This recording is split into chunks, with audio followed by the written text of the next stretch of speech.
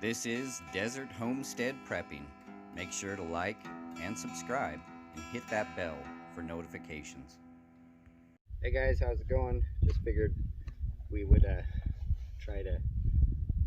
figured we'd go over the next phase in our building project on the cabin, which is right over here, and kind of go over the roof. As you can see, it's right now it's completed, and we're actually staying in the cabin now, which is just amazing. It's just so nice to be out here without worrying about the trailer and all the cold and you know, just really how uncomfortable it is in the trailer. But anyway, back to the roof. So obviously, you know, a shipping container does not need a roof. I mean, the roof that was on the box was sufficient, but we wanted to have the roof on there for a couple different reasons. The number one reason is so that we could catch rainwater.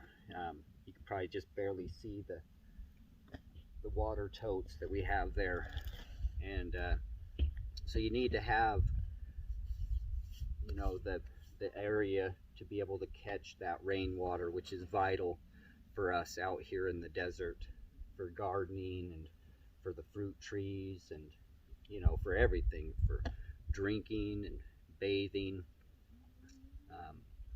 and cleaning. Now we do have a well out here, and we do have power out here, but we're trying to set everything up so that we can be self-sufficient, so that we can actually live off-grid. It's great to have the electricity and to be able to use that well, but we want to get to a point where we do not have to have the well to survive. So we need to have the roof space. There's Abby coming out for the day. Say hi. Hi. So yeah, we have to have, you know, the roof area to be able to catch the rainwater. The other reason is we need to completely contain the siding and the insulation, and so it needs to go seamlessly around the whole container for insulating purposes.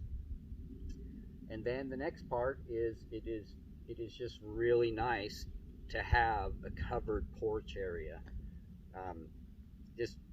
Just so important for comfort and really for cleanliness, to be able to have a dry area when it's raining. I mean, you can see right now we're out here in the middle of winter.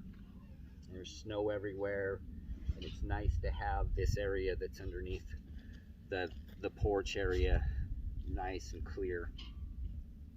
So the way that we went about attaching the roof to the shipping container was, on this side we did kind of a stub wall, a short wall area, and along the edge of the container, the main support on that edge, I actually took all thread, and I believe it was 3/4 inch threaded all thread, and I cut it into 3-inch lengths and welded it right to that support beam across the side, and welded it I believe I did it like every 16 inches to make sure that there was plenty of support. And then after that was welded down on the framing, I drilled holes in the 2x4 and bolted that right to the top on this side. Now on the other side, I took 2x6s along the edge and actually drilled holes right through the corrugated siding and used 3/4 inch bolts and anchored that 2x6 all the way along the side. That actually brings me to another point. In order to put a structure on top of a shipping container, you have to think about the fact that these walls right here, this corrugation is not really designed to support much of a load. And so who knows how much snow is going to end up on the roof. And on top of that, the lumber that I used was a significant amount of weight to be pressing down on these walls. And then especially on the other side where I've cut huge holes in the shipping container for the door, for the window, or for all the windows.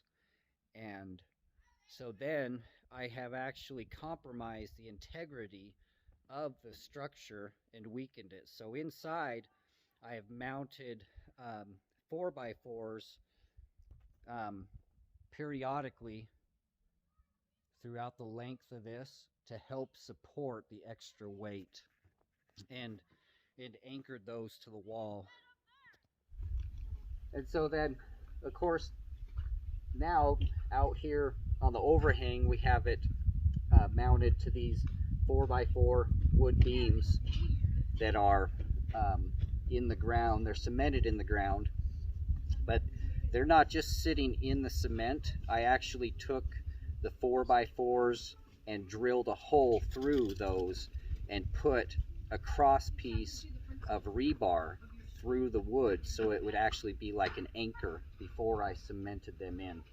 So they can't slide up at all. And that has all worked out pretty good for us. And so the design is to have no overhang on this side at all, so that everything is flush with the siding, because with all the wind that we have to deal with out here, we don't want any kind of overhang where the wind can get up under this corner right here, because this is the direction the prevailing winds blow, the strongest winds. And so we had to have this seamless so that no wind can get up underneath the roof and start shaking things loose, and over time it could blow it right off of there. And so we went with just a corrugated roofing, just your common metal roofing, nothing fancy or expensive. You know, the galvanized steel that you would see on your average shed or whatever. And that's what we used for the surface. I put 3/4 inch plywood for the subroof. It didn't have to go that thick, but it's reclaimed plywood, and we had got that for free off the classifieds in our area. In fact, many of the materials that we have here are reclaimed materials that I got for free. The windows that are in the cabin, that was all free. And you know, I could go on and on. But we got the 3/4 inch plywood, and it turned out to be like perfect, the perfect amount. It was an amazing blessing.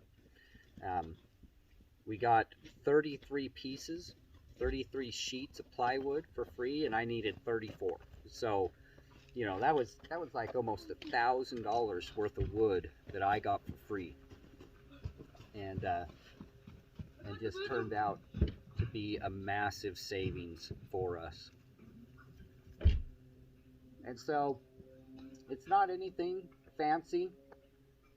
We put down the metal roofing, then of course we put the flashing nice and seamless around the whole edge of this to make sure no wind can get up in there, and to seal it all up. And So that's how we went about that. I really took time to plan it out, to think through the next phase before I even started any part, and how the measurements were going to be, and how the roof was going to sit, and how I was going to insulate the shipping container, and how the siding was going to come up to the roof, and everything. It's held up very well. We get some extremely high winds out here. In fact, just I don't know, 4 months ago or so, all of our area got hit by a severe windstorm. But yeah, so we had a massive windstorm, and even in the cities, it caused severe damage, and ripped off roofs and uprooted trees. And out here, the trailer that's just out of frame, actually it blew right off of the supports. It almost tipped over, and it was amazing it didn't tip over. It had actually moved the whole trailer over 1.5 feet. We were very confused when we came out here. I actually thought somebody had moved our porches that we have set up for the trailer. Like, somebody has scooted these out. And then on further inspection, we'd realized the whole trailer had moved from the wind. And so that's some pretty severe wind. And so how we have this anchored has worked well. I've inspected it. There's no signs of any cracks or anything even moving.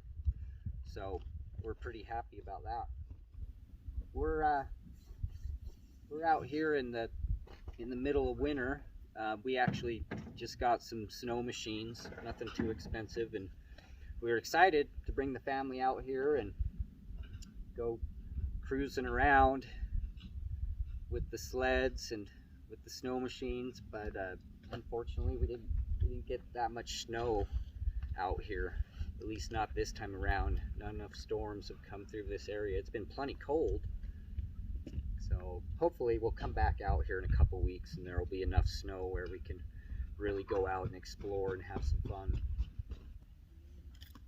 So I think that's pretty much all the detail I have for now on the roof. And I think maybe next time I'll kind of go over the windows and how we mounted the windows.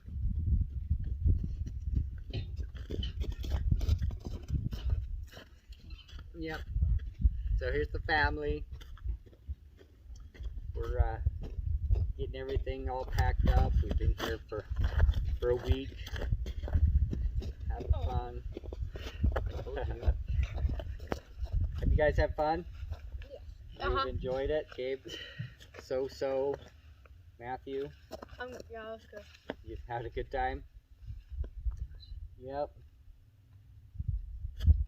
So, yeah, we've been out here having some fun. You can kind of see the snowman over there. So, yeah, the kids been making snowmen and playing in the snow and having some fun. And we've been having a lot of fun getting the cabin in order. Like I said, this is the first time that we've been able to stay in the cabin, and it's just really exciting to have a wood burning stove where our trailer didn't have one, and just much more living space, and it just was really nice. But yeah, so we'll check in next time and take you into the next step of our project and what we got going on out here. All right, thanks guys, see ya.